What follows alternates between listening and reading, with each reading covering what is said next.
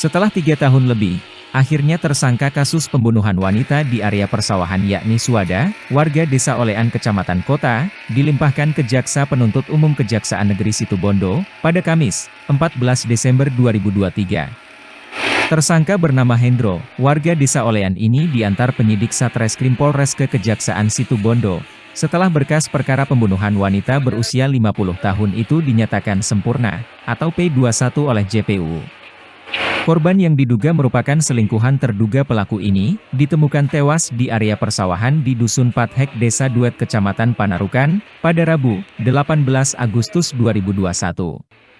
Sebelum ditemukan tergeletak tak bernyawa, suami korban, Tolak, dan beberapa warga berusaha melakukan pencarian karena Suada istrinya tidak pulang saat menghadiri pengajian umum di Desa Duet tersebut.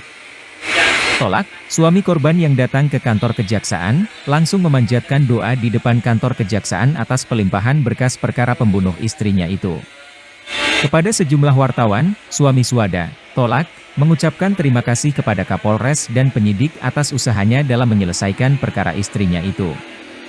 Ia mengaku sudah bertahun-tahun menunggu proses perkara istrinya itu, bahkan dirinya berharap ada keadilan dalam kasus istrinya yang menjadi korban pembunuhan. Lamanya perkara ini, kata Tolak, karena sering adanya penolakan berkas perkaranya sampai tahun ini.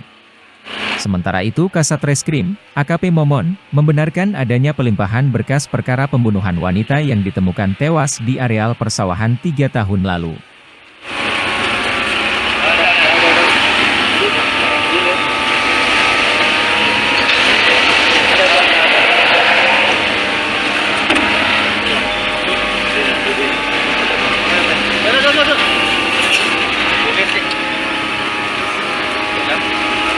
Pak, nggak menyesal sudah melakukan pembunuhan, Pak? Halo?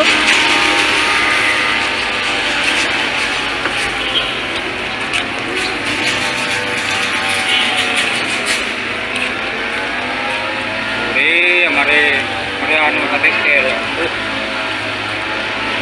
Ini pelaku dugaan pembunuhan 3 tahun yang silam, sekarang menjadi bawa ke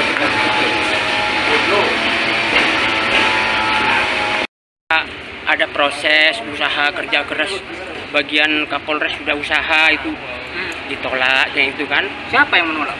Ya bagian apa itu kurang berkas-berkas kurang lengkap terus itu sampai 4 tahun saya menunggu sudah sampai sekarang sudah sukses berkas usaha ya penyidik dan bagian Kapolres.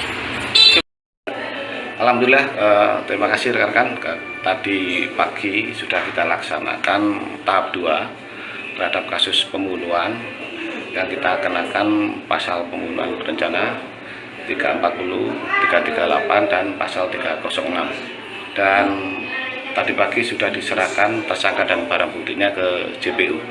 Nah ini kan kasus lama, dan apa yang menyulitkan sampai bertahun-tahun ini, bisa dijelaskan?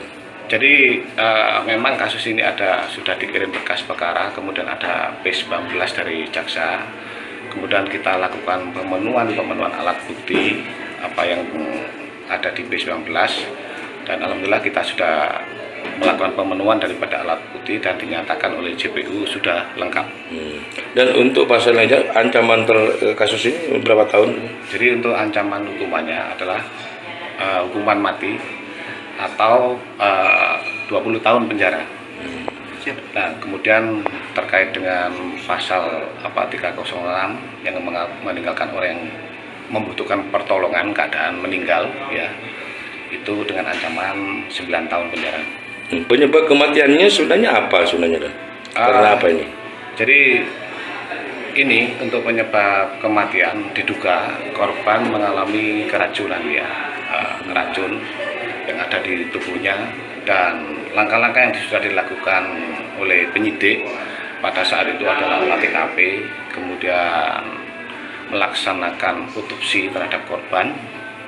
Nah, ditemukan fakta-fakta bahwa memang korban meninggal karena dugaan diracun, ya. Sekilas cara korban melakukan pembunuhan itu bagaimana sih, dan apa dipanggil atau bagaimana itu pada saat itu? Mungkin jadi gini, pada saat itu korban pada pengajian, ya. mendatangi suatu pengajian, kemudian korban ini keluar bersama pelaku yang diduga pelaku ini.